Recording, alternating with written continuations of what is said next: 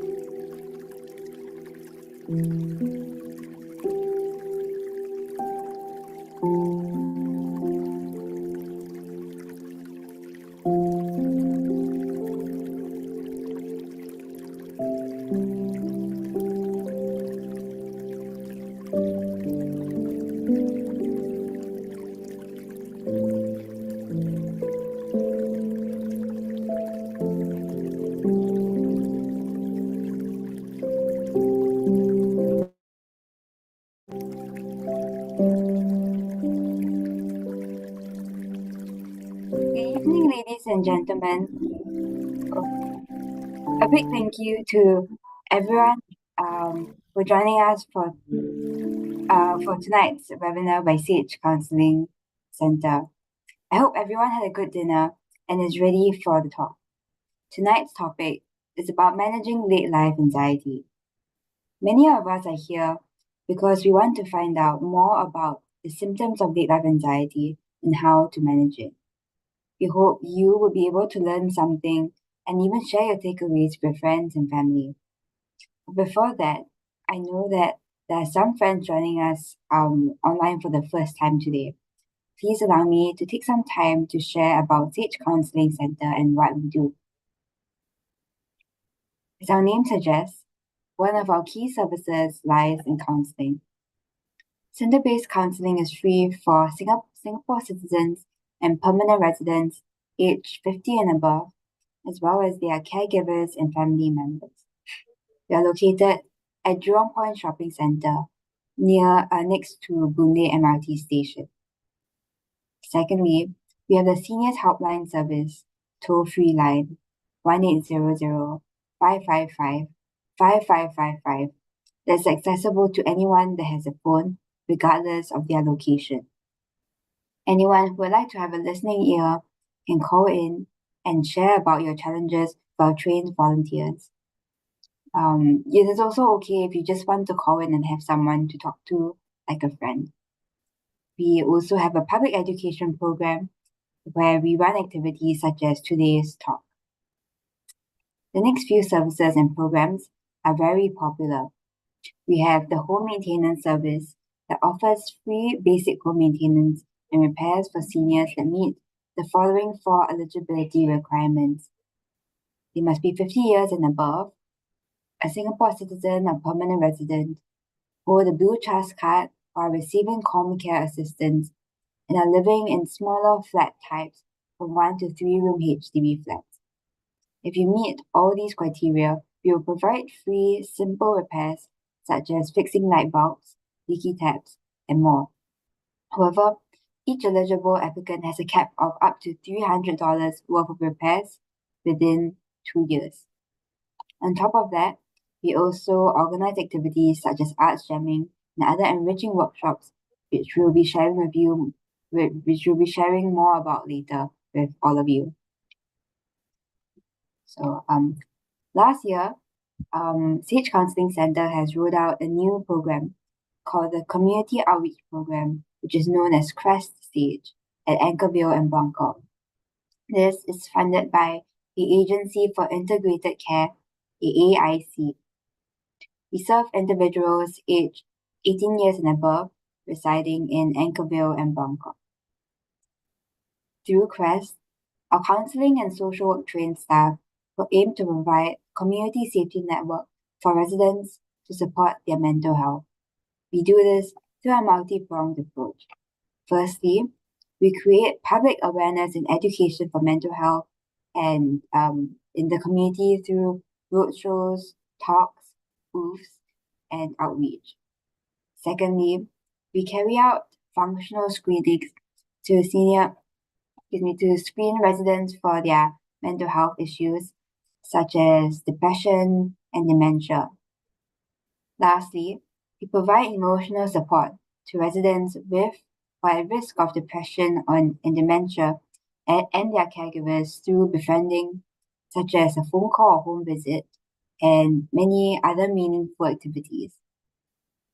If you are staying in Bangkok and Anchorvale and would like to find out more about the CREST program, do feel free to drop us a message.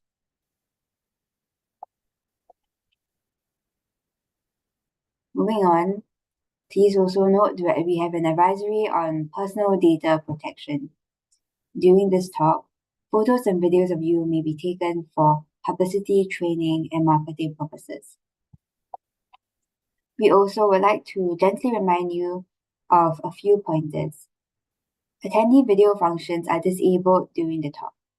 Please also do not record this talk in sound, video, or photography, as the contents of this talk are subject to copyright and may contain sensitive information. The views and opinions expressed in this webinar are those of the speaker and do not necessarily reflect the views or positions of Sage Counselling Centre. If you have questions, please leave them in the Zoom chat below and we will address them in the Q&A section. Due to time constraints, we may not be able to answer all your questions, so we apologize in advance if you're unable to answer your questions and seek your understanding. So for everyone who just joined, thank you for joining us in this webinar, Managing Late Life Anxiety, organized by Sage Counselling Centre.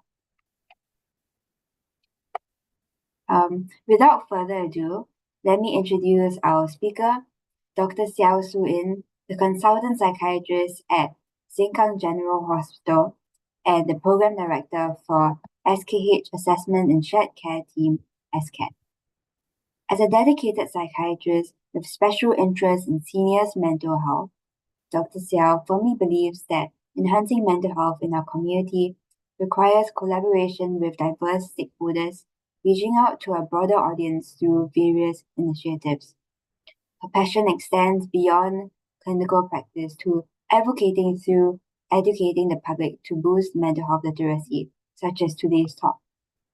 Through her work, she hopes to empower seniors to live fulfilling lives with dignity and resilience. Dr. Xiao, now handing over the time to you. Thank you, Amanda, for the kind introduction. Hi, everyone. Let me share my slide.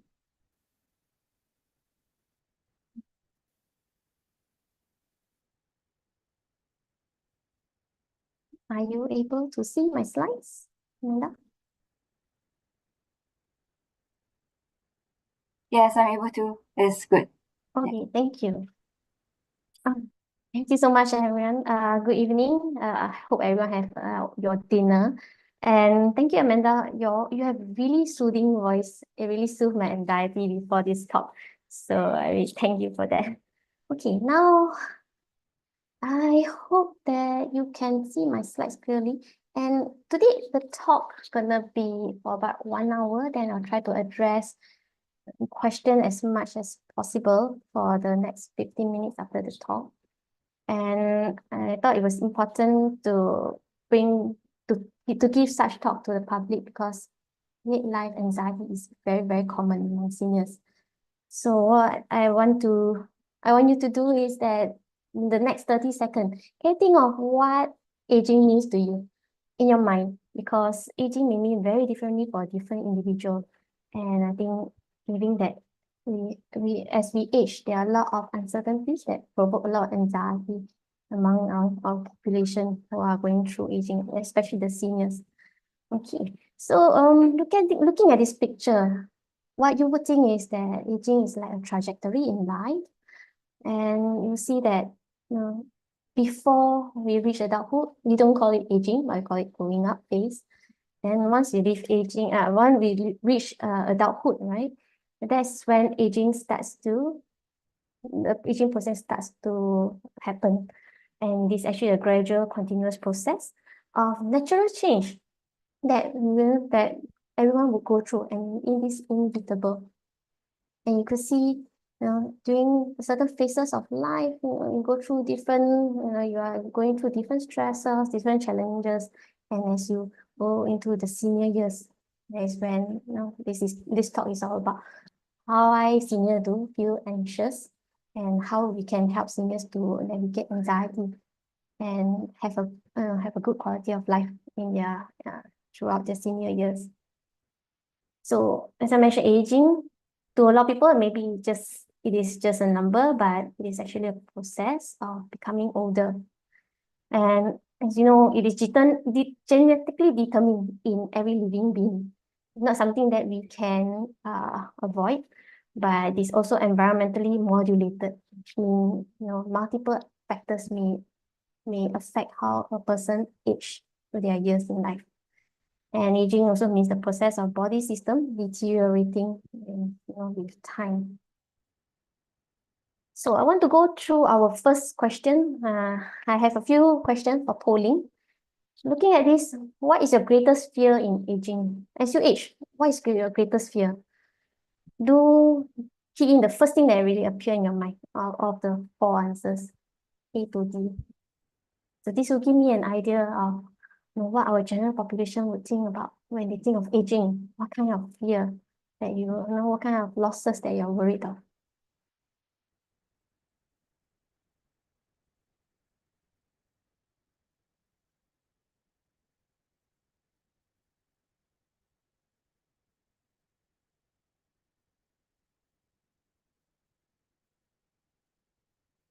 I hope everyone to participate so that we can have a better understanding about about what are what's the first thing that appears in your mind when you talk about aging? What are you fearful of?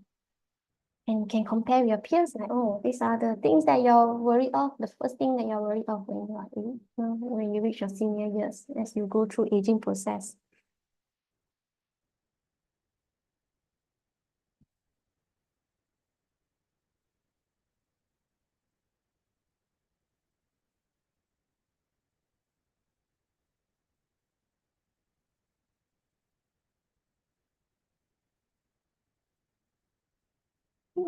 Let's see if most people have answered. Let's see our statistic. Very common. Most common fear or things, the greatest fear will be a loss of health. And end of life comes second, equal as loss of financial independence. Great. Well, that's quite in tune with what the talk is about. Why seniors have anxiety? Why is it so common among seniors? Okay, let's talk about aging process before we go into anxiety. So that as you go older, we need to understand what's happening to our body. So aging process, as I mentioned, it's multiple factors. It's very from individual to individual. It's really different, if compared two individuals with the same biological age, but they may have very different aging process. And it's also different from organ to organ. You realize as you grow older, some of the organs will become weaker first. For example, your eyesight, and then followed by other organs, maybe your muscles, musculoskeletal system, and then all other organs may follow subsequently.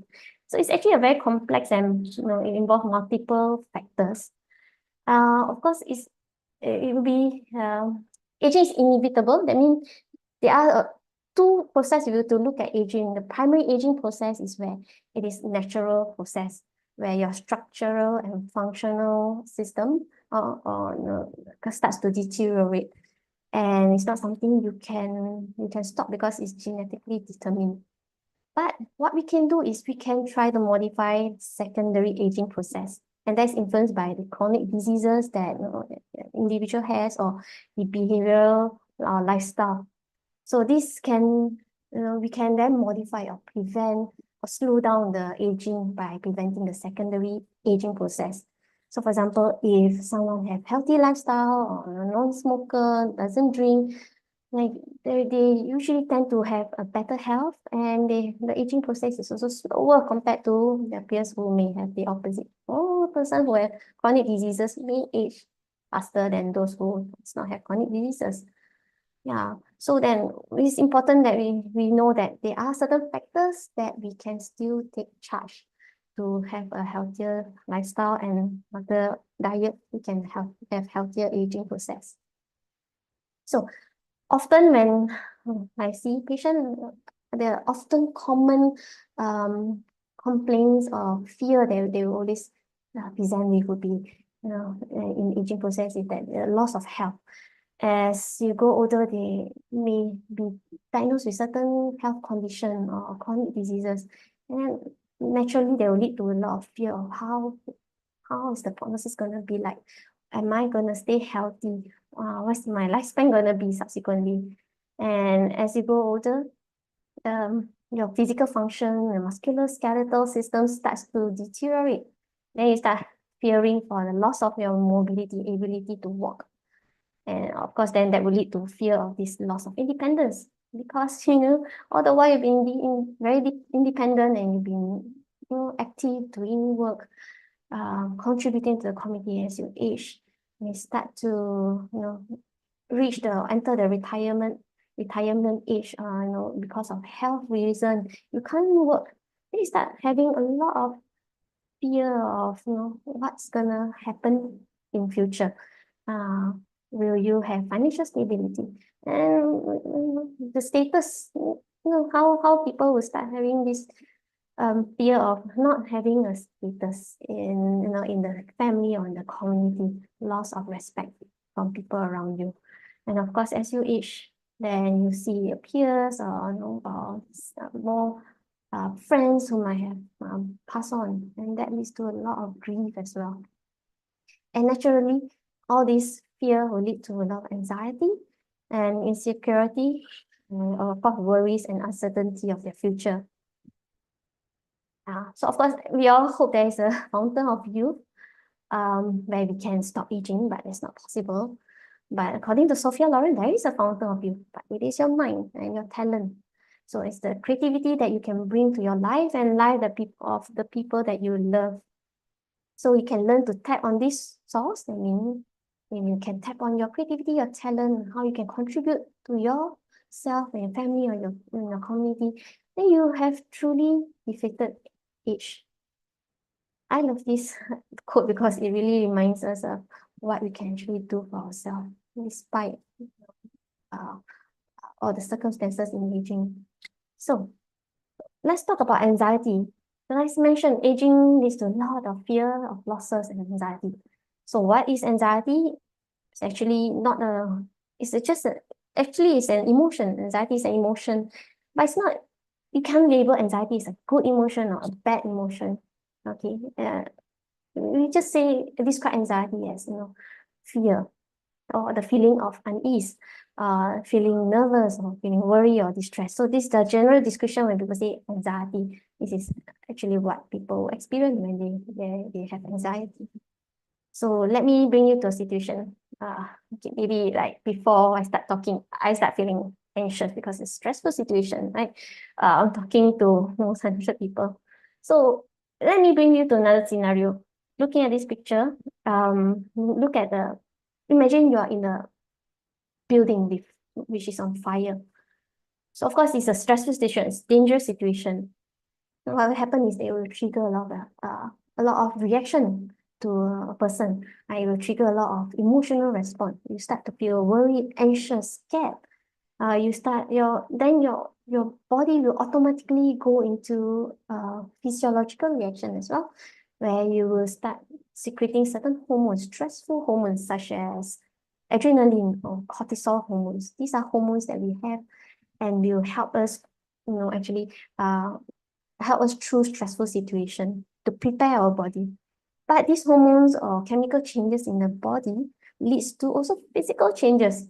Therefore, when you see any stressful situation, dangerous situation, in a building that is on fire, you start feeling a lot of physical sensation. You feel stomach discomfort, it's like your heart beating very fast, you feel like there's a knot in your stomach. You feel like, wow, very nauseated, very giddy, what's going on? And then you also go into a lot of psychological reaction. Start to think of the possibility. What's going to happen next? Or what's the danger? Should I run? What should I do? So that is when anxiety actually kicks in, and all the physical and physiological reaction that kicks in to help us prepare ourselves for dangerous, stressful situation. And we go into a mode we call flight, or which is run away or flee, or fight. So of course, you see building on fire, you don't fight. We run away, avoid and go away from that building to safety ground. Okay, I like to use this picture to describe anxiety so that it's easier to understand if you are what anxiety is actually about, what people feel when they feel anxious. And with this picture, do bear in mind, try to remember, because I'll probably use this example a few times to explain what is abnormal anxiety. Okay. So during anxiety, you may, as I mentioned, there's a lot of physical reaction because of the surge of your stress hormones. So you may feel flush or blush, like maybe if I were to give a talk to you all of you in front of, face to face, it might be blush or flush. Human heart beating very fast.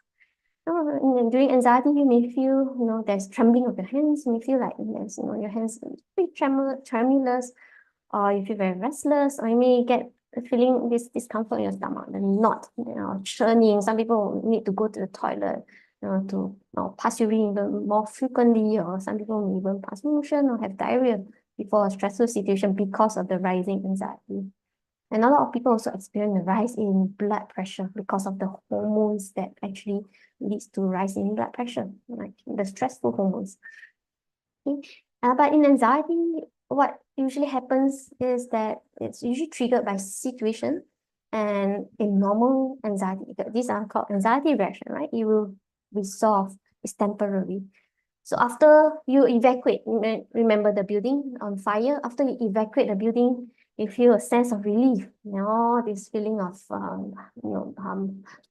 pounding heart or tremors of your hand, the knot in your stomach will go away. And you feel like, phew, okay, I can now then slowly walk out. So normal anxiety reaction will, is common. You will feel if you are in a stressful situation. Now, let's go to the question. Next question is question 2. Do put in your answer. Having anxiety episode means you have anxiety disorder. Let me clarify. If you have many anxiety episodes, does that mean you have anxiety disorder? True or false?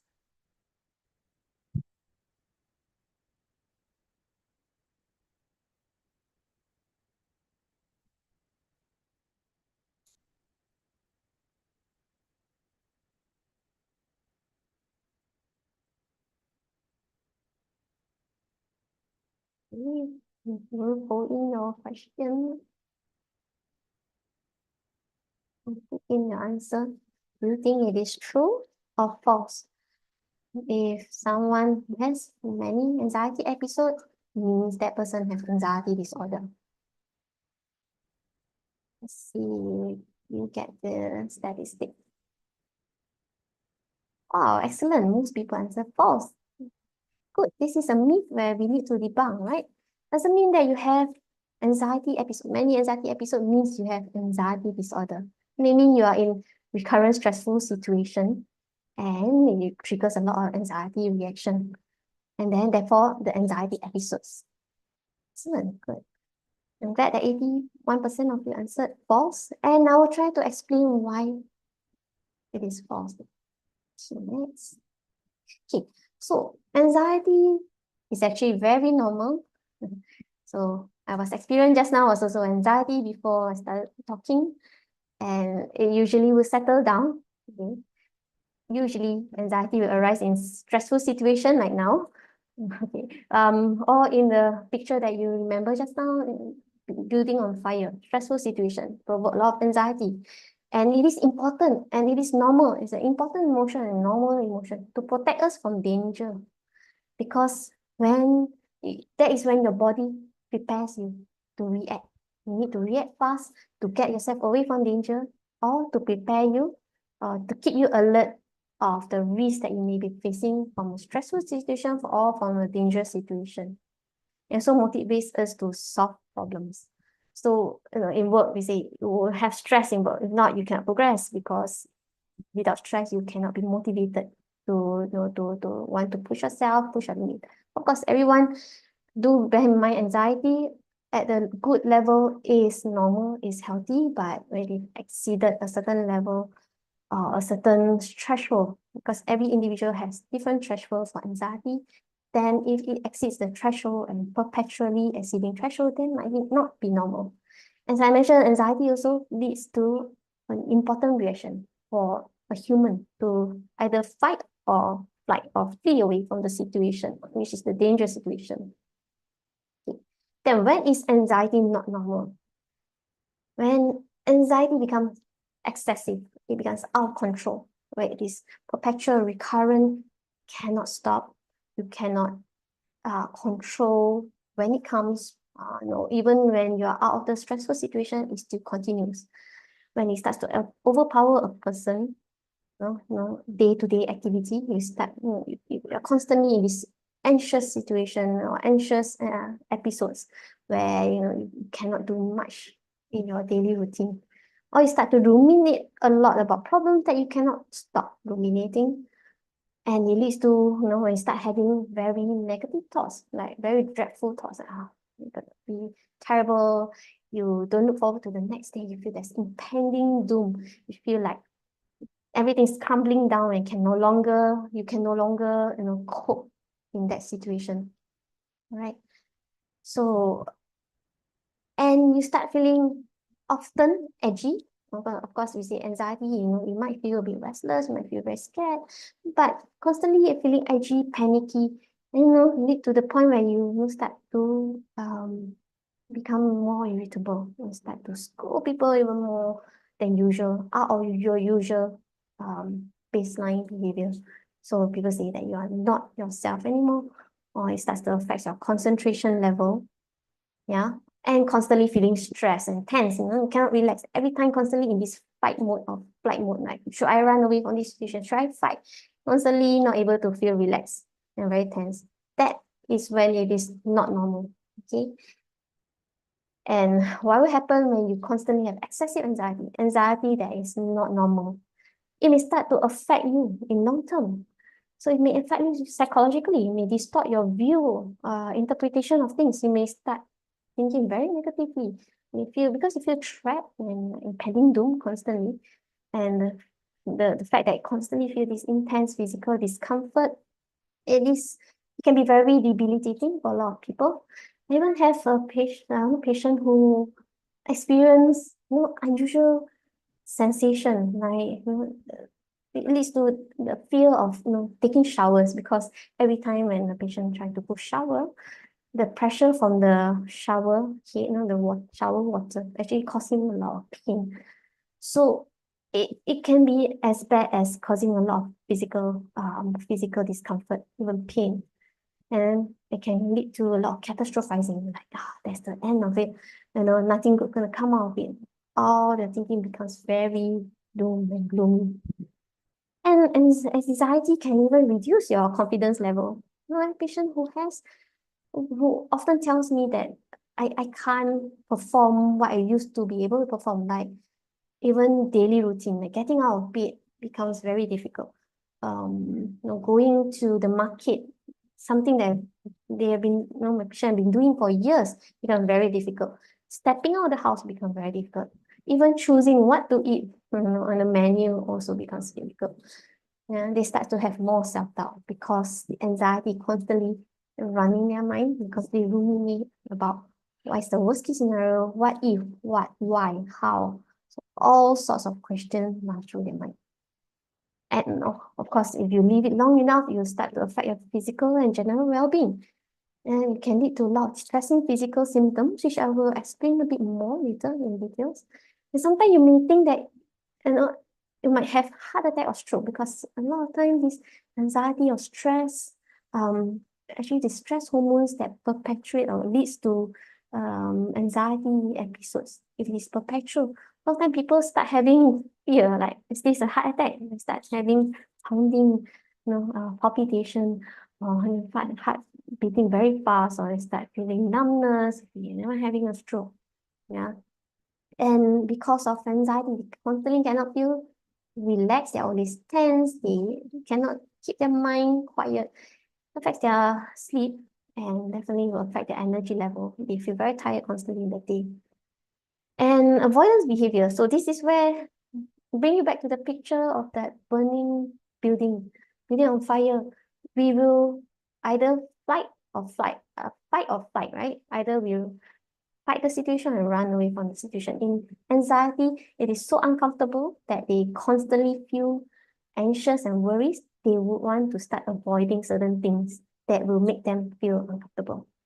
So for that, like the patient I mentioned, shower causing a lot of pain. Start avoiding shower for days, and it's not healthy. And the patient can't even get out of the house because there's a lot of anxiety. Start avoiding going out of the house. And when they start, often they start to withdraw from their friends or family. They start to keep to themselves, or they're no longer able to perform routine activity or work. Then this becomes really worrying, because it is then now considered a disorder when it's affecting a person's ability to function, or ability to perform your daily routine. And of course, if you don't treat anxiety disorder, it will lead to a lot of other mental health problems such as depression. So this anxiety cycle is one of the cycle that our psychologists likes to use to let people understand why people start avoiding and why avoidance is not going to help with the anxiety. Because when we perceive danger, right, like the building on fire, then we will start thinking of ways to escape that situation. But if you convert this, what if you think about a stressful situation, maybe a stressful family situation, and it provokes a lot of anxiety, a lot of anxiety episodes and perpetual anxiety symptoms. Then people will start finding it's human nature, right? We'll start to find what is the best to avoid or reduce this is avoiding. So start avoiding the stressful situation. It will bring along brief relief, but it's just temporary. And the moment the person go into the same stressful situation, the anxiety actually becomes even more than the episode previously. So the anxiety grows as we avoid. So this avoidance will lead to increase in anxiety. It's going to perpetuate. It's going to be a vicious cycle. So the more the person avoid going out, taking a shower, the harder it gets when you want to try that the taking shower, going out, and the anxiety becomes even worse. Now each episode becomes harder to overcome. Now, question 3. I'd like to be a bit interactive. So can you tell me, anxiety disorder only happen to those who worry a lot? True or false? So people will say, no, you worry too much, you have anxiety disorder. Like true or false?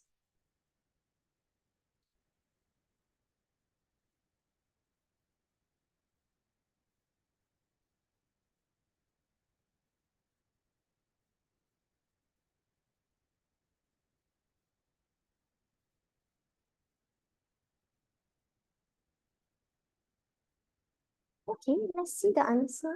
Let's see the statistic. Right. Wow, okay. Majority answer false. Quite a big number of people answer true. Great. It's good that it's good that it is a question to ask so that it is another myth that we want to debunk. So the answer is actually false because people who worry a lot does not mean only they will get anxiety disorder. Because anxiety disorder, which I'm gonna explain also a bit more, can happen to anyone.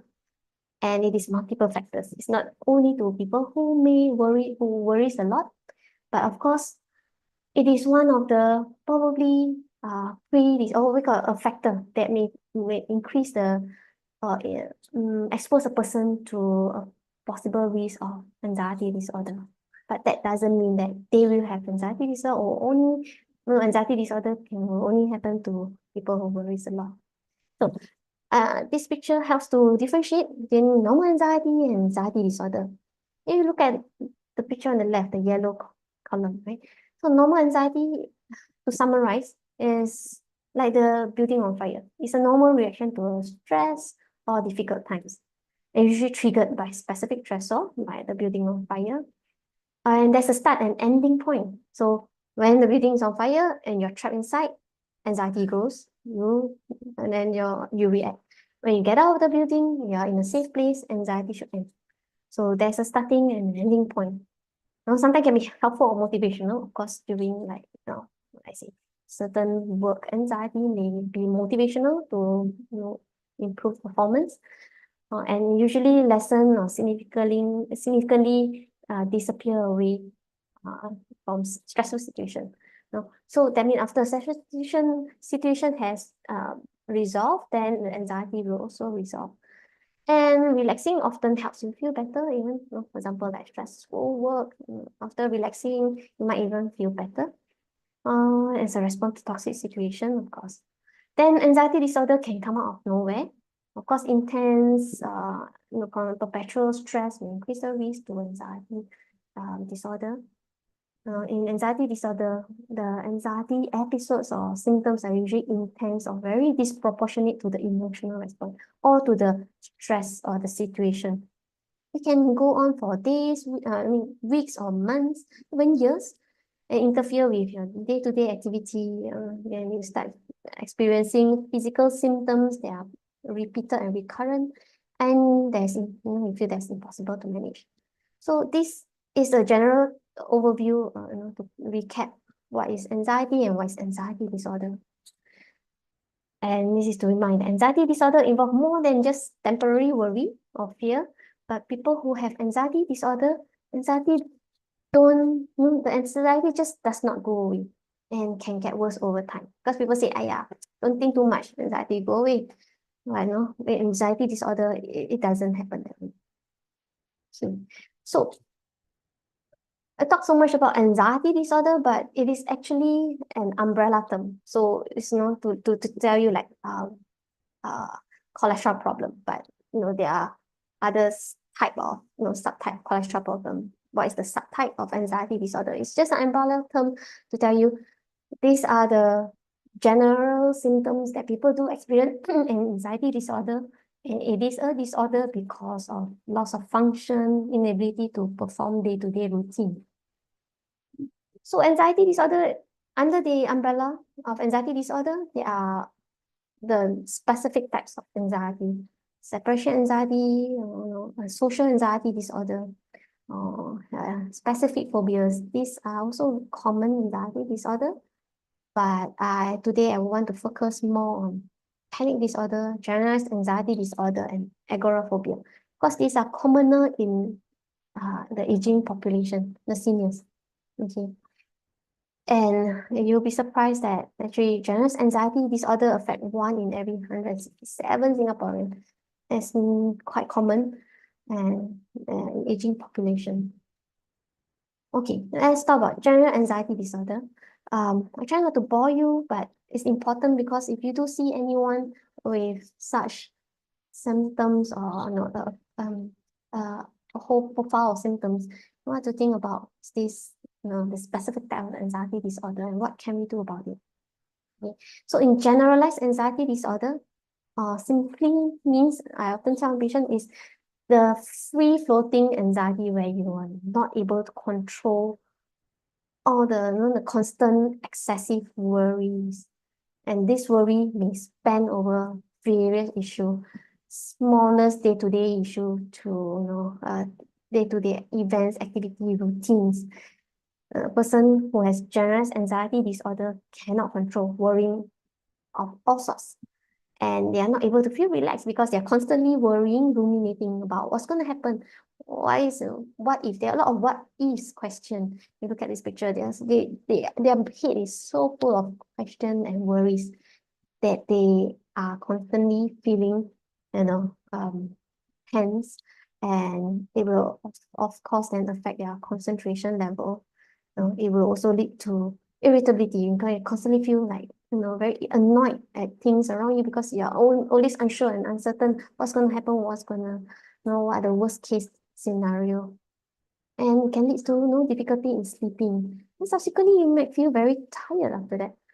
Yeah, and usually, commonly it may be triggers, but oftentimes there are no specific trigger. On daily routine, there are a lot of question marks. If you look at the arrows, like orange arrows, like what if all this comes out? What if I go out? What's gonna happen? Then one question will lead to 2 more questions. The next question will lead to 5 more questions. And out of that 5 questions, each question leads to more questions. So it's like branching off a lot of questions in your mind. There's no answer. And it's very frustrating for a person who experiences generalized anxiety disorder because there's constantly a lot of fear, a lot of worry about bad things, and they cannot stop ruminating. And after time, they have problems sleeping, and it affects their quality of life. They cannot function. So that's generalized anxiety disorder, where constantly worrying about various things, not able to stop, overthinking, and it will spontaneously occur, with or without triggers. Okay. And the person may not be able to focus, cannot sleep, and constantly feel tension in their muscles. So must worry, am I having generous anxiety disorder? Because these are the disorders that we would encourage people to come forward and get help and treatment. The next common anxiety disorder is actually panic disorder. So panic disorder is another very intense emotion, because in panic disorder, patient often feels there's an abrupt surge. Suddenly, you can be sitting down watching a TV. Suddenly, with or without any specific trigger, or maybe upon listening certain words, or without any triggers at all, there's a surge of this intense fear. Suddenly feel very scared, you know, like and this fear will slowly creep up and reach a peak within minutes. Yeah. And along with that, your patient often feels other physical symptoms such as sweating. They start to sweat a lot. A lot of them they tell me they have profuse sweating. They start to feel very dizzy. They start to feel the loss of sense of self, or some of them will start having increase in their heartbeat. They feel like, I'm feeling pounding, my heart is pounding very strongly. I can hear my heartbeat beating so quickly. Or if you have chest pain, or they may have difficulty in breathing. Yeah. So that's why a lot of time the first thing that runs through their mind is, am I having a heart attack? Yeah. Of course, I'm not saying that don't disregard if there is any real medical urgency, but these are what the types of symptoms that patient with panic disorder may experience. Some of them may feel numbness that may be, maybe one-sided, maybe very scattered numbness over their hands or legs. Some of them may start feeling nausea or vomiting. Yeah. So with this area of symptoms, this is what we call panic attack.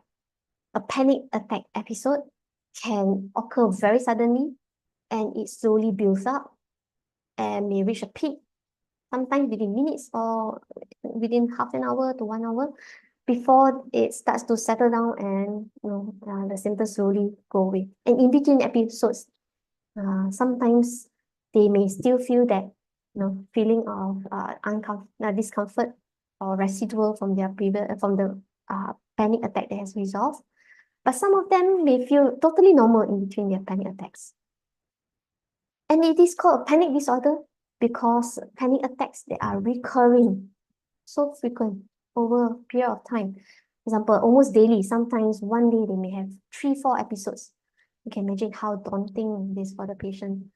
Yeah. And during panic attacks, they may feel detached from themselves. They feel like surrounding become very unreal, become very surreal, or they feel like they are getting an out of body sensation, as if they're looking at themselves from outside. And this is how intense a panic attack can be. And there's constantly fear of losing control or dying. Yeah. And after each panic attack, they are always worried about the future panic attacks, because the experience, the panic attack is really terrible sensations. And then start to change their behavior. So when this happens, that person is actually experiencing panic disorder, yeah, from recurring panic attacks. They are debilitating and affecting function. And oftentimes panic attack may be related to agoraphobia, which is the next condition that I want to talk about. And sometimes agoraphobia may not be related to panic attack, but oftentimes you want to look at the patient and assess whether they actually have panic disorder. Okay, so agoraphobia often related to panic disorder, but what is agoraphobia? It's slightly different. It's almost like, as we mentioned, avoidance is not healthy, but agoraphobia is all about avoiding, because of the fear of no escape when they are in trouble, or when they are experiencing panic attacks. So the patient with agoraphobia often have this fear of leaving their home alone. They cannot go out alone. They need to have a company, because anything happen, someone to rescue. Or fear of being in a crowded place, or waiting in line, or even in enclosed space like in the lift or in public transport. or even open space, like there's no one there, but there's also the fear because if anything happen, right, they fear that they may faint or they're unwell. There's no one to provide any help. Yeah, so it provokes a lot of anxiety and leads to avoidance. So people will then avoid going out altogether. Right. So I mentioned about all the three anxiety disorder that are commoners in the seniors. So let me pick your brain. What do you think about treating anxiety disorder? Do you think that you should just tell your other person to just stay calm and not think too much? And is that true or false? To treat anxiety disorder, you just need to stay calm and not think too much. So let's hear from you. What do you think? So, we do this polling and do participate as much as you can. So the polling question is up.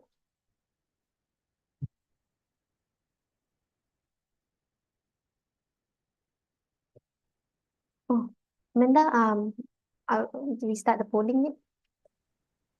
Hi, sorry. Eh, We're just sorry. give us a sec to do. Oh, okay, Just can, figure out can. the technical part. Thank you. No, no worries. Thank you.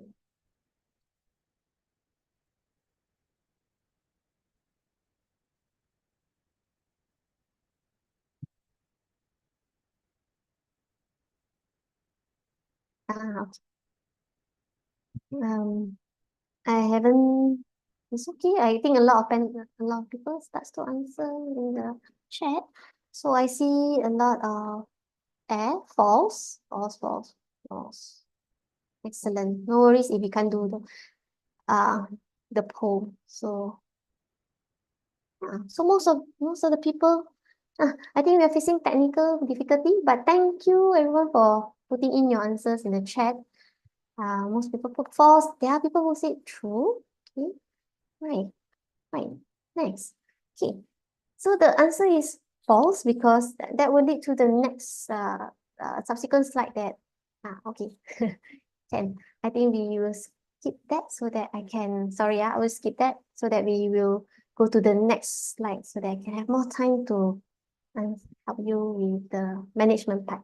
Thank you. Okay, so before I fully answer why is it false, later I'll talk about it. I want just to tell you about anxiety disorder. What are the causes?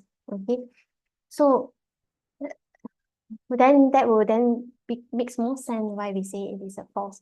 So anxiety disorder, the causes are actually not well understood, not fully understood, but what we know is that there are multiple factors that contribute to a person that can lead to anxiety disorder.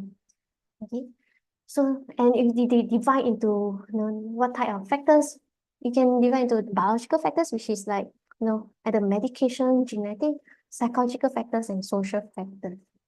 So biological factors would mean things like okay, some people will say I'm genetically determined to be anxious. Not really true. Yes, if people who have anxiety disorder among their family members, they may be at higher risk, but that doesn't mean that they will always or it will always lead to an anxiety disorder among other family members.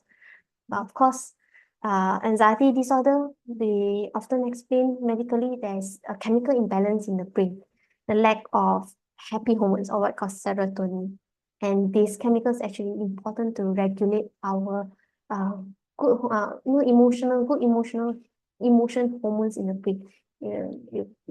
So this similar chemical that affects anxiety also affects the mood, which can lead to depression. Therefore, if you don't treat anxiety, oftentimes depression may set in because it's the same chemical that is in the brain that's controlling the emotion. So then, of course, certain chronic illnesses like heart problem, people with chronic joint problem, they may they're also at increased risk of anxiety disorder, or people with no other condition like diabetes or Parkinson's disease. Imagine that they are also, if I were to explain medically, they are also related to some of the chemicals or changes in the brain that's related to the chronic diseases. The thyroid problems oftentimes high thyroid hormones can mimic anxiety disorder, but there are a lot of patients that we do find that having high thyroid hormones may also lead to subsequently true anxiety disorder. So it's important to also treat the underlying medical condition, of course. Yeah, another condition like respiratory problem can also predispose a person to anxiety disorder. Yeah, and then medicines, some of the medicines that we take, chronic medication like the asthma medicine, Ventolin, can increase, can lead to chemical imbalance in the brain that may also lead to anxiety disorder, or even some of the thyroid hormone medicines as well. And psychological, right? So just now I said, if you think a lot, then you might have people who think a lot tend to get anxiety. Not totally true, not totally false, but of course we don't say people who think a lot always will get anxiety. But of course, people who think a lot with very negative thinking pattern.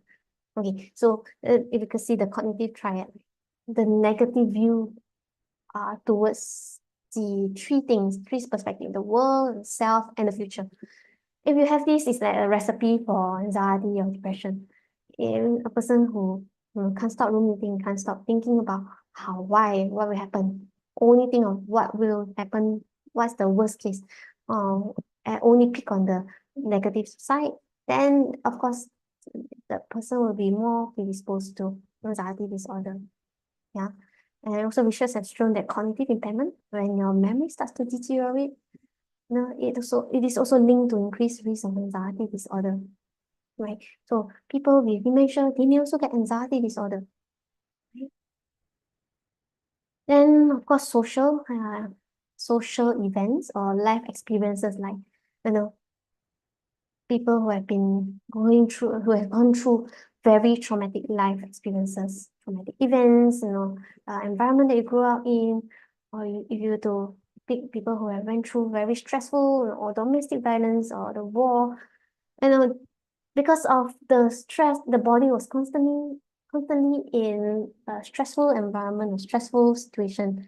And there's also, the change in the cognitive function, right? The cognitive view. So when people who grow up in stressful, traumatic event or, traumatic experiences, right?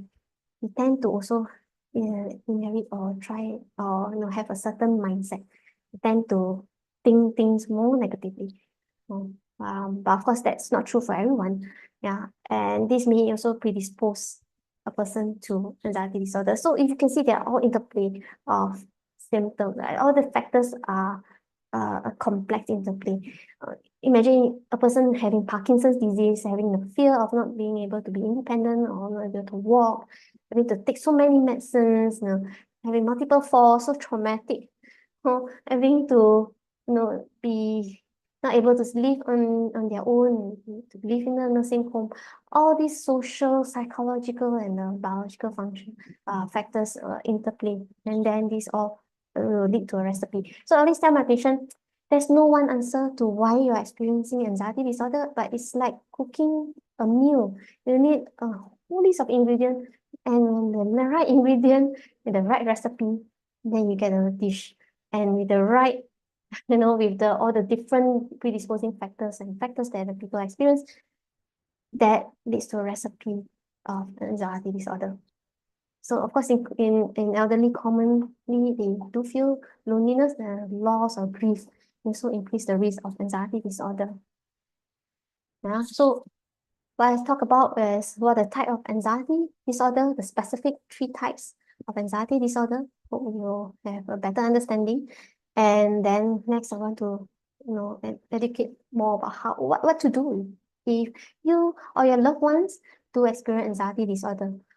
And of course, my advice is seek help early, because anxiety disorder is really very treatable. And it's not only through medication, but also with therapy, combined medication therapy. It is, people often have very good recovery. You know that you are not alone, because anxiety disorder is very common. And there are a lot of community services in our community. One of it will be, of course, SAGE, the Counselling Center. where you can offer support, counseling for the seniors or people who experience anxiety disorder. Family service centers, can also offer of course casework or even counseling, and go to the nearest polyclinic or family doctor who are also equipped to treat people who are experiencing anxiety disorder. Okay, because anxiety disorder, if left untreated, or even in general mental health problem, left untreated can lead to very poor physical outcome and increase the disability and illness, can lead to heart disease and dementia. And studies have shown that late life anxiety disorder or late life depression actually increases the risk or hasten the cognitive impairment process, right? Okay. And also decrease the quality of life. Yeah. Right. Next. Sorry, I know some of you may have raised your hand. I will also answer some of the questions after this. Okay. If your loved one has anxiety, it is important to be sensitive to what he or she is experiencing, because I know it's very distressing to see how your loved one going through an anxiety disorder, constantly frowning, not going out, cannot relax, cannot sleep. Recognize the symptoms and acknowledging the experience that the person is going through is helpful as well. Because psychologists often, from John Hopkins medicine, say that people are often dismissive of other people's, of people who are experiencing anxiety. Don't just tell them, it's just stress. Don't worry about it. Stop worrying. Be calm. So that's the last thing you need to do, is to tell them to calm down or not to think about anything.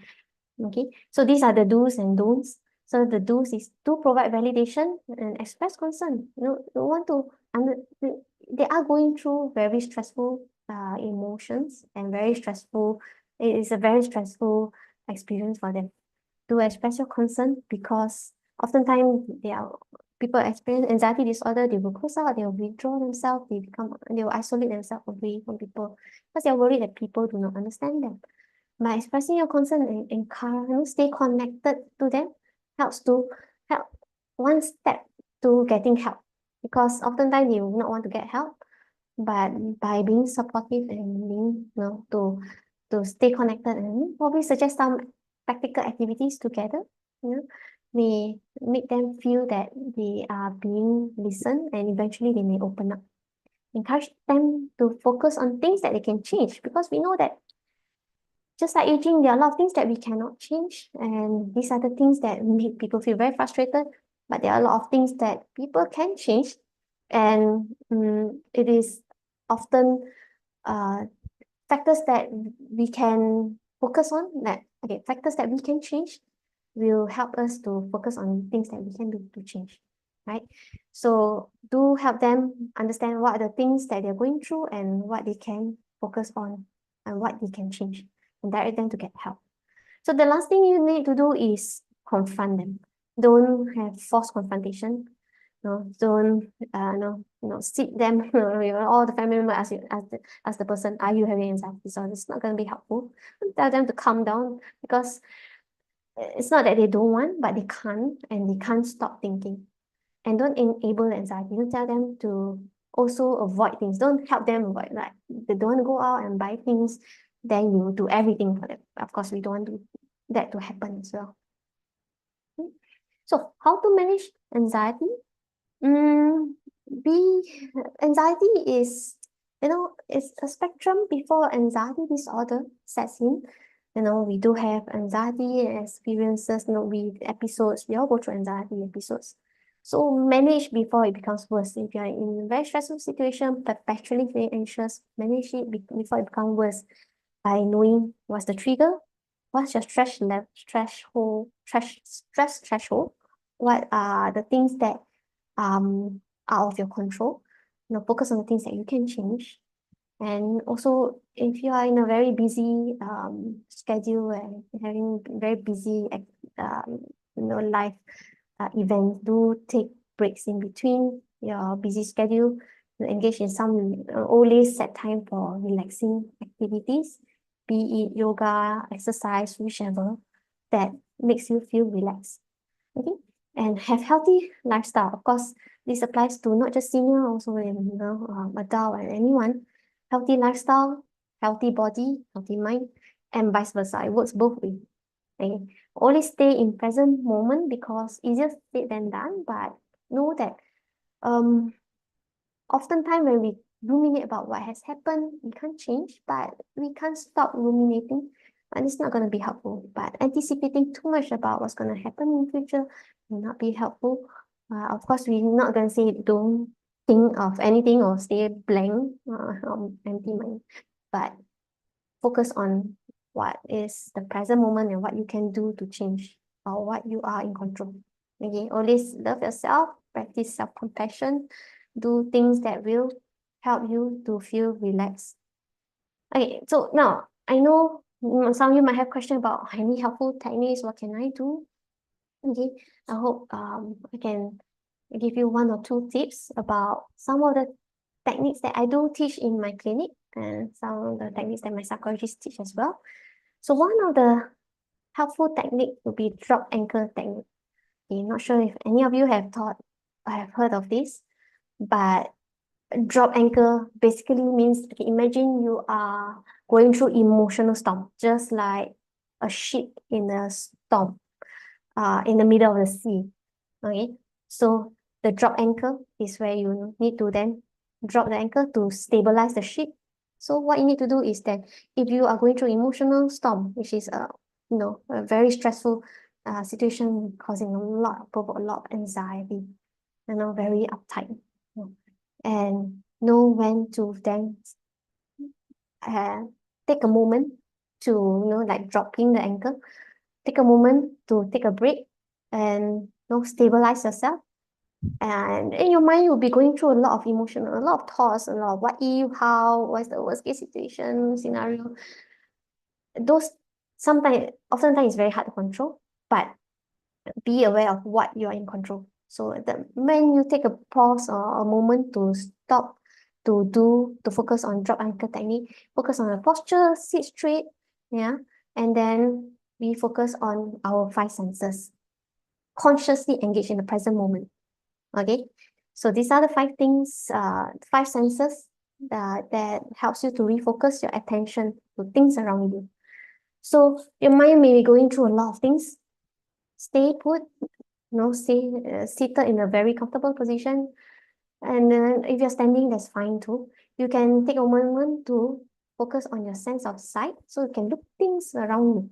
Focus on five things and name them consciously in your mind. See things around you, you name them. Is this a book? Is this a train? What's the shape? What's the color? The people, how many people are there standing in front of you and whatnot. Five things, and then four things that you can touch, where you can, touch things around you. So really focus on the present moment. What is there around you at that point of time? Touching and feeling the texture, the temperature, whether the thing is whether is soft, is hard. Name them. Okay, and three things that you can hear, three sounds that you can detect and hear at that present moment, two things that you can smell, yeah, and one thing that you can taste. So oftentimes people tell me the saliva or they can drink water. Okay, so it's basically is to refocus your attention to whatever task that you are doing so that you may stay grounded. The main point is to ground you back to present moment instead of following the stream of thoughts that is very jumbled up in your mind, because that will lead to even more emotional or physical reaction, because your brain will engage in this stress hormone where you start having all the physical discomfort. That's one. And the next one is deep breathing exercise. I think a lot of people might know this. There are a lot of techniques, but I do find this particularly easy to practice. So when we do go through when we have anxiety episode or panic attacks, right? So people they feel very breathless. They feel that I can breathe in, I can't breathe out. It's like very tight, not breathing enough, shallow breathing or breathing too fast. Okay, so we can do this deep breathing exercise by breathing in through your nose. So control your breathing. Breathe in through your nose over 3 seconds. So you count in your mind 3 seconds to breathe in through your nose, and then you pause or hold your breath for 5 seconds. And subsequently, you breathe out through your mouth over 3 seconds. So when you breathe out, you count to three, and after the 3 seconds, you hold your breath for 5 seconds, and the whole cycle repeats. And oftentimes, people find that very, very helpful. I'm very mindful of time. I have a few more slides, and then we'll go to Q&A, right? So if you are interested, you can, get the slides, or you can also Google. There are multiple techniques, but I do particularly find these two techniques very, very helpful, right? So again, these are very basic things that you can do to help yourself relax, focus on things around you beyond what's going on in your mind, by focusing on what you're in control of. Express your creativity through various, events like artwork or physical movement. Okay, sometimes some people like to do journaling or self-reflection, and of course, healthy lifestyle. And there are a lot of fun activities. They are available for elderly. You can engage in a lot of art and craft. Of course, do know your physical limitations as well, because some of you may have certain, knee joint or joint knee pain or any joint problem. Do know what the activities that are more tailored to or suitable for you. Or you can participate with nature or music or cultural related activities. All right. So continue to engage in routine preventive health. We often encourage patients above 65 to go for your usual immunization, vaccination. And oftentimes, do advocate for yourself. Do know what health condition. Ask your doctor, what are you going through? What medicine am I taking? Why is it important? Why do I need to take this medicine? Because we want to empower our seniors to live a life, a fulfilling life, empower them to take charge of their own health and their life. Okay, so we want our senior to engage life with independence and good quality, so that they can increase their confidence to, despite the challenges of aging. And never let your limitation, or never let age stop you from living life to the fullest. Okay? And always create successful participation in your daily life, because it will enhance your self-confidence. Thank you. I think I'm on the dot, 9 o'clock. So I will stop share for now and go through some of the questions so that I can look at the question. Oh, okay, sorry. Actually, I think we'll move on to the next segment first for a while before we Okay, go back to the Q&A. sure. Thank you, Dr. Xiao, for your insights. I hope everyone has taken away something useful from her talk. I know I have. Thank you so much for your wisdom. Before we proceed to the Q&A, we request for your help in giving us feedback so that we can continue to provide free webinars to all. So there's a short poll being shown on the screen with 4 multiple choice questions. I hope everyone's able to see it. Please take a few minutes to complete the poll. For those watching the webinar on YouTube, there's a Google form link in the About section, which will lead you to a feedback form. You can fill it up now or after the webinar. The Google form link will remain open for the next 2 weeks. We'll start the Q&A right after this, so don't leave yet. Thank you.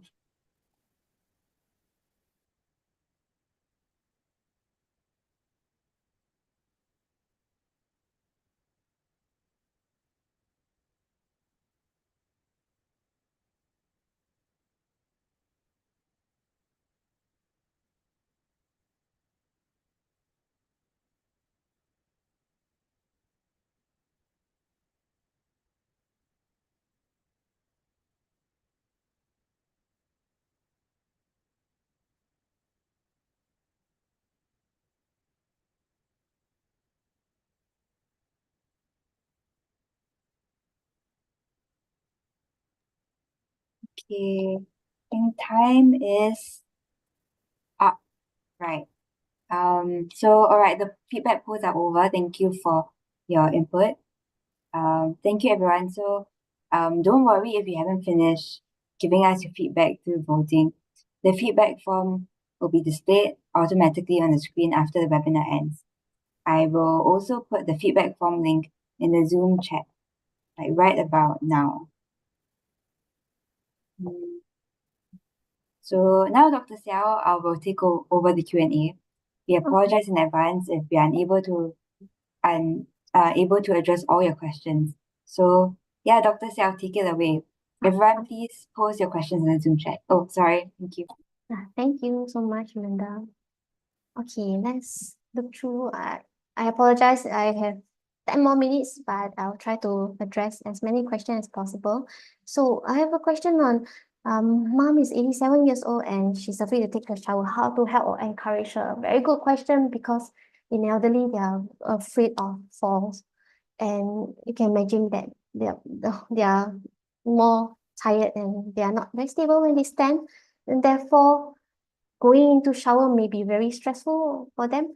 Not sure whether independently or not independently, or with assistant, but what I want to address is that if the mom is afraid of taking shower and alone, to encourage her by doing it gradually together with assistant at the side, or you can put a chair in the shower room and have her supervise.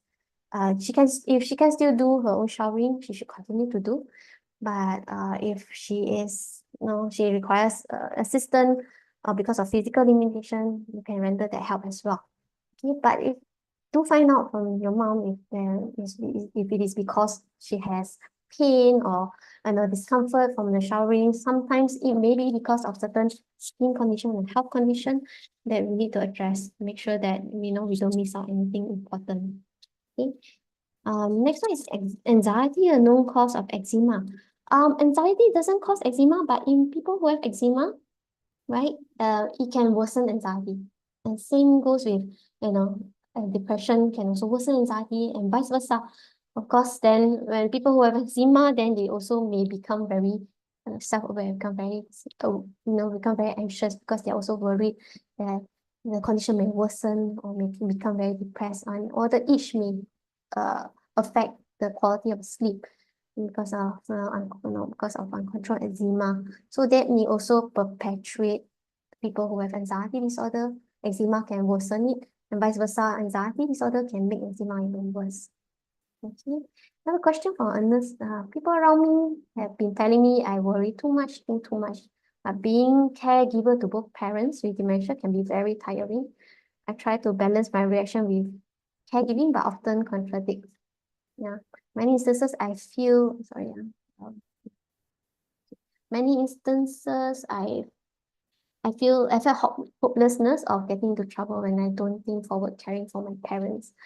Yeah, this is a very stressful situation. Honest, I can imagine that, because caring for dementia patient is never easy, because you never know what's going to happen next. Not just physically, but whether the the dementia patient may not even remember or may not repeat themselves, and it can be very tiring to repeat back what you have answered to the dementia patient, not repeating your answer, or accusing caregiver of not providing food when they have already eaten. So it can be very, very stressful. You can imagine that. And it gets even more stressful when they do have some behavioral issues like irritability or some physical violence, that it becomes very challenging for the caregiver. So what we only often advise caregiver to do take charge of your own health and your own mental well-being as well. And oftentimes do get help if if caregiving becomes very stressful and tiring. Get help from friends or relatives or siblings, other family members, to then rotate the duty of caregiving. Okay. No matter how busy it is, always take time to do some self-care, self-compassion, love yourself, so that you can you can take care of other people if you take care of yourself. So we always advise to take care of yourself, or in the aeroplane, do put the safety jacket on yourself before you put on others. Okay, if not, can't take care of other people. Okay, what would you advise when someone with anxiety? What will you advise someone with anxiety disorder? See a counselor. Okay, so anxiety disorder is also there's a spectrum, can be mild, moderate, severe. But of course, um, depending on the situation, always seek help.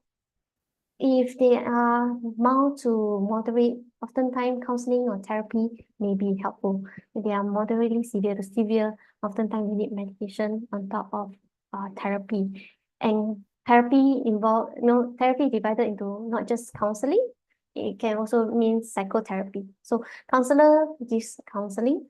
Psychologists, they are probably a little bit more a little bit more in depth in from the psychological aspect. So psychologists provide psychological therapy.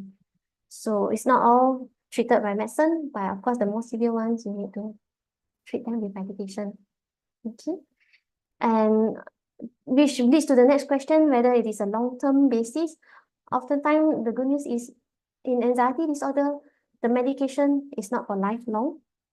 Okay, oftentimes we are able to taper down and stop when the patient, shows significant improvement and stability over a period of time. So I have a lot of patients who manage to taper off from medication and they stay well. Of course, there are a small group of patients who may not be able to do so. Yeah. Okay. Right. So breathing technique, as I mentioned, there are a lot of techniques, relaxation techniques or progressive relaxation techniques that are helpful for anxiety, but I don't think I had enough time to teach that. I did do that in one of our other talks. So it would be really good when we can do face to face. Then I can teach some of my the audience how to do progressive relaxation technique or deep breathing technique. But you can also find out a bit more if you can find out in the reliable Google sites. Okay, right. So next one. Okay. I don't know if I know how to answer this. Is Chiassuism the main cause of anxiety disorder? Wow, that's a very tricky question. It's a term, right? But anxiety disorder, as I mentioned, that's not, it is a multiple factors. No, not just because we are losing out, we are not able to perform, or we need to push ourselves beyond a certain limit. But it also depends on the person's personality, the person's past experiences, whatever ongoing stressors and social circumstances. Okay. And next question is, calling SOS helpline a good start? Yeah, actually, okay. So there are SOS helpline or IMH also, they do provide IMH helpline.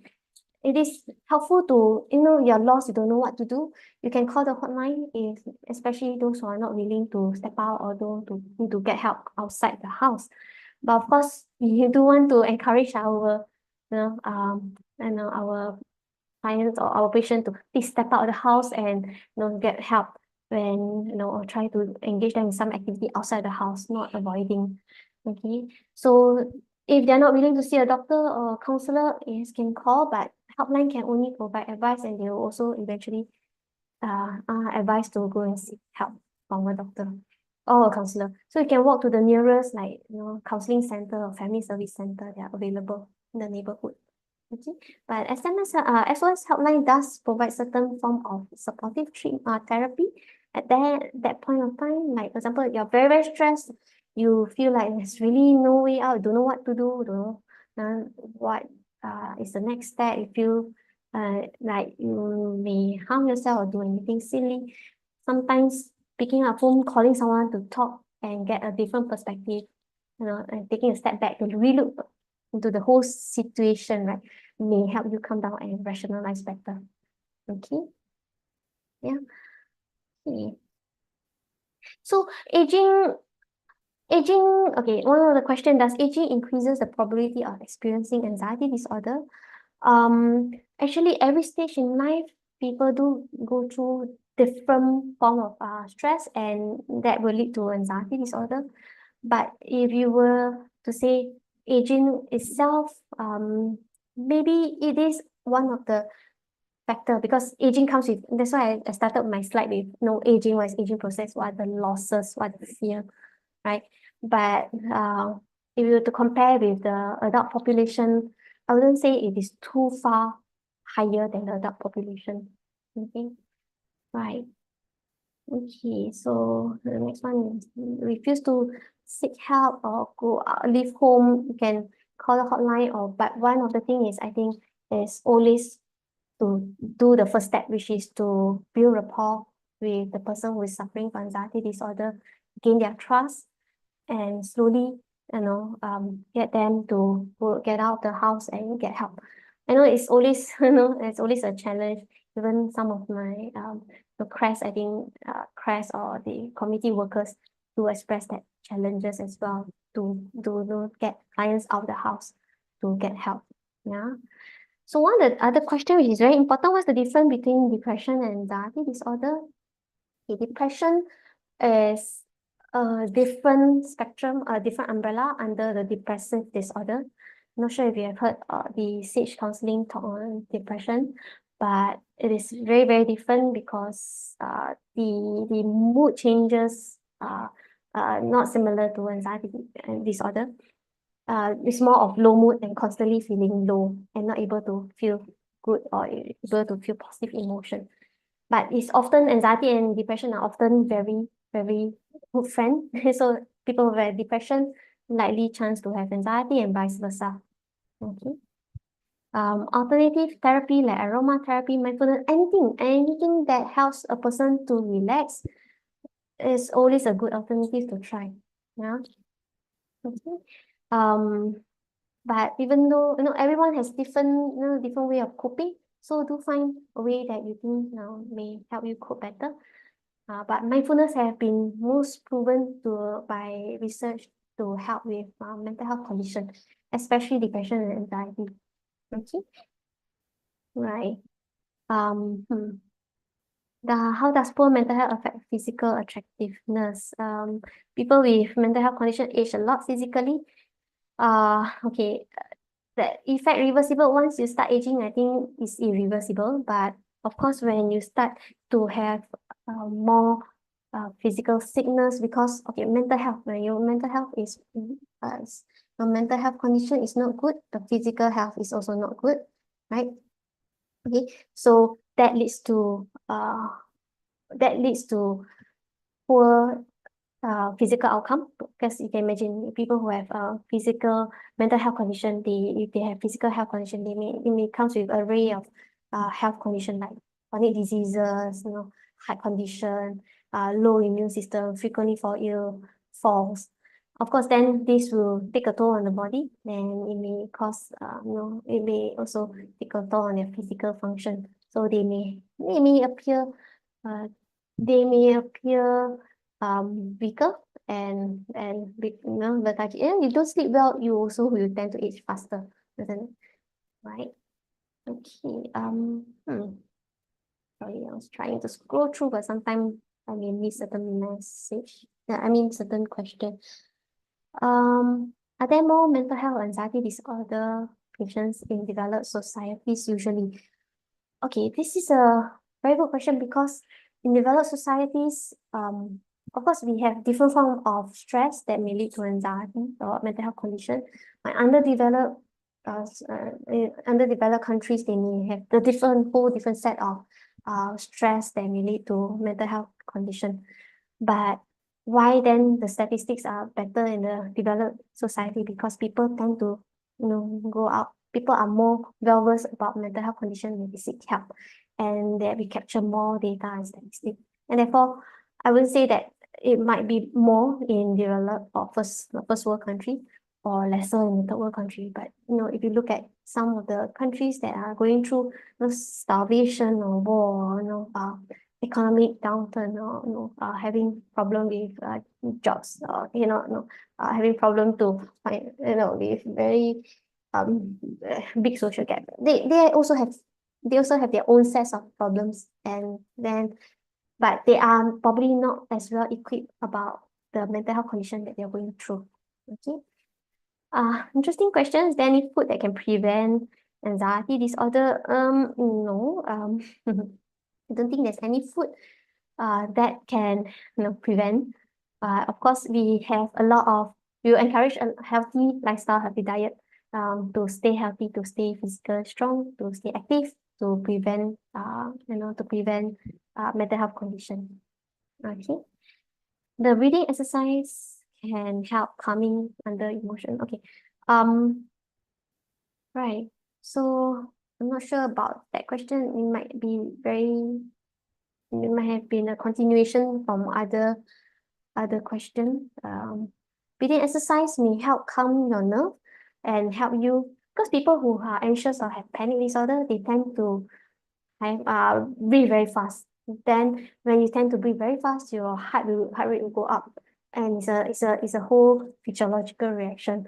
And then when your heart rate start to go up, you know and your blood pressure goes up, you start to breathe even faster, and the chemical changes will lead to giddiness and whatnot. Okay, some people will feel fainting. So if you start taking control of that breathing, you start doing breathing exercise, take control, slow down your breathing, the heart rate will slow down, then the episode of the anxiety will slowly also come down quicker than leaving it without doing any breathing exercise. Okay. All right. Okay, the cost part is not something I will answer, but otherwise I think I I'm not sure if times is up, but it's 9:21. You all can approach Sage for the slides. Sorry, I spoke very fast, but I tried to address a lot of questions, but I hope that has been helpful. I think there's nothing more from my side I need to address.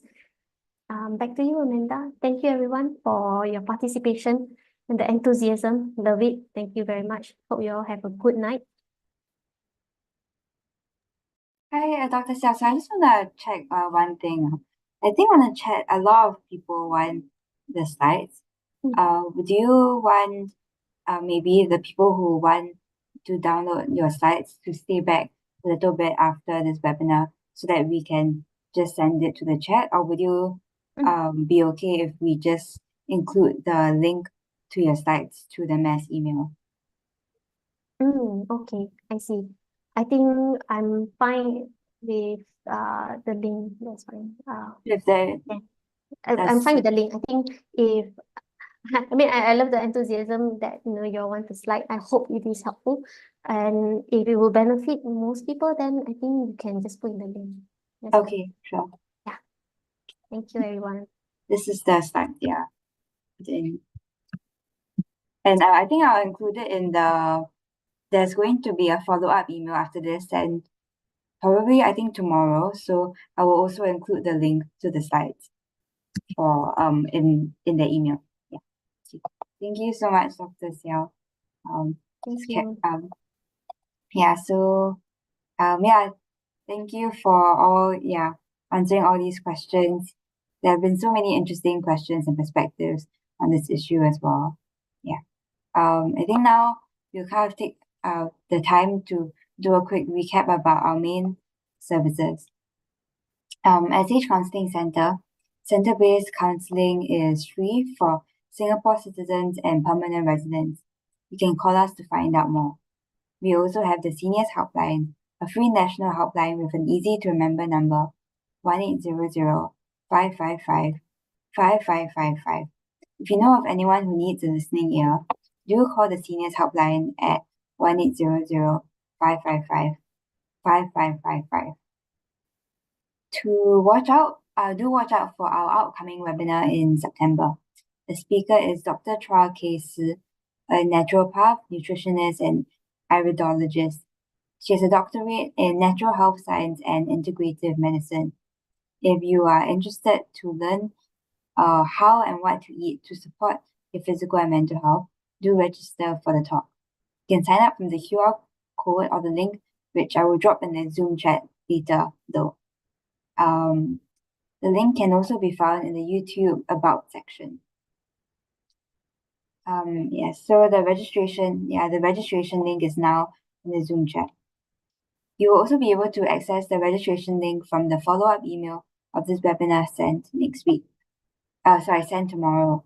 Alternatively, you can sign up for our mailing list to be informed about all our upcoming talks, activities, and center updates.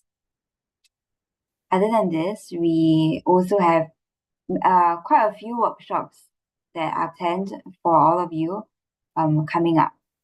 So firstly, we have 3 workshops planned in July and August.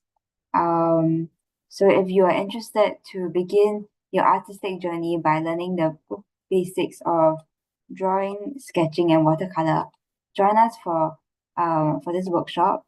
Illustrate Your Beautiful Life, which is taught in English and Mandarin. It is on Tuesday from 3 to 4:30 p.m. on 16 July, 23rd July, 30th July, 6 August, 13 August, and 20 August. There will be a $30 fee per participant to cover the processing fee and the material cost. You can send the QR code that's on the slide right now, or you can also visit the link which we will drop down later below. Other than that, we also have a workshop called Upcycling with Things at Home, also taught in English and Mandarin. In this workshop, you can learn how to turn your trash into something useful and beautiful. It is on Thursday from 2:30 to 4 p.m. on these dates: 18 July, 25th July, 1st August, 8th August. There's a $25 fee per participant to cover processing fee and material costs. And the QR code is on the screen as well. And then the third workshop that will be in July and August is this mindfulness workshop, mindfulness for senior well-being. So I think if you want to kind of put what we've learned in this in today's webinar and try and learn more techniques about how to manage your anxiety and among other things, you can join us for this mindfulness for senior well-being. When you learn mindfulness, it can improve your cognitive functions, sleep quality, and help to reduce worry and hopefully manage whatever late life anxiety that you have. It is also taught in English and Mandarin. It is on Wednesday from 2:30 to 4:30 p.m. on 17 July, 24th July, 31st July, 7 August, and 14 August. There is a $20 processing fee per participant, so you have to pay that if you want to join this workshop. The QR code is also on the screen. And all the details have also been dropped in the Zoom chat, and you can go and click on the registration link right there. The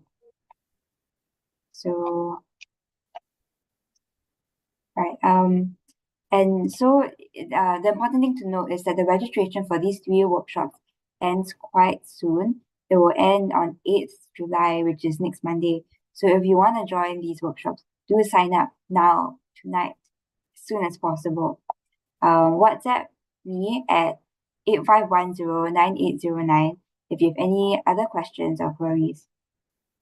So then we also have another workshop in September called Guided Autobiography for Seniors, held only in English. This workshop helps seniors to pen down their life stories. Through sharing with others, seniors can find new meaning as they put their life events into purpose. All the dates are shown on the screen. It's on 17 September, 24th September, 1st October, 8th October, 15th October, 22nd October, from 10 a.m. to 12 p.m.